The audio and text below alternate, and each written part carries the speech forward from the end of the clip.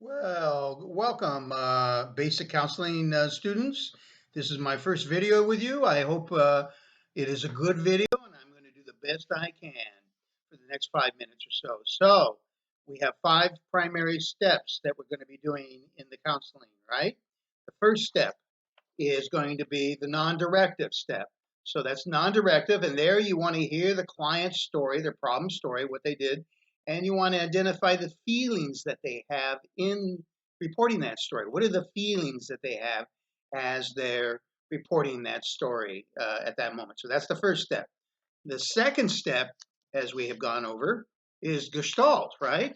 So there you're identifying the feelings that are happening with the person in the moment, but also you're looking for parts. Parts you're looking for is a sober part and a using part. And your primary goal is to get those parts to dialogue with some way. So they could do that through the empty chair technique. They could always do it through writing or some other method, but that's what you're trying to do there.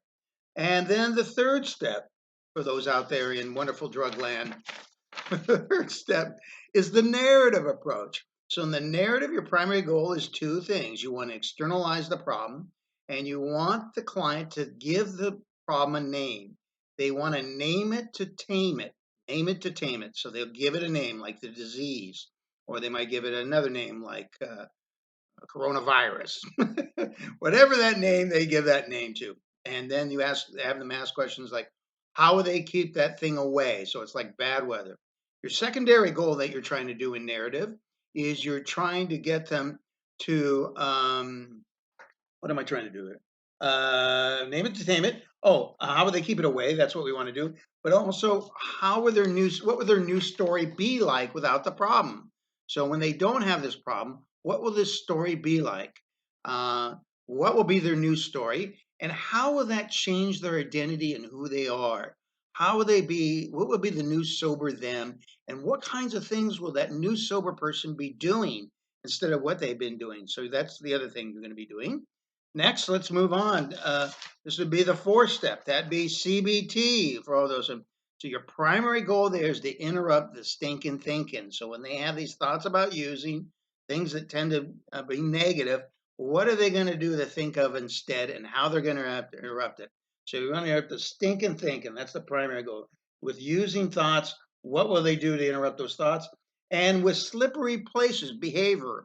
So thoughts and behavior, cognitive behavior is behaviorally when they're in slippery places, what will they do instead? It's different than thinking. They're going to do some sort of action in some way. So they want to know what that's going to be.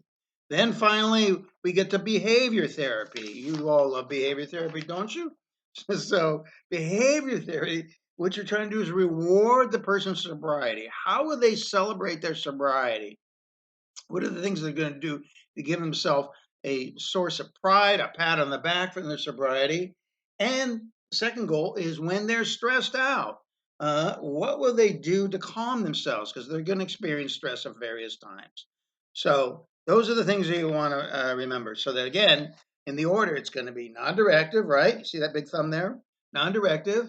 It's going to be gestalt. It's going to be narrative. Oh, sorry about that. It's going to be cognitive behavioral, and it's going to be behavior therapy. Okay? So look at this video. I hope it goes good, and I'll be in communication with you.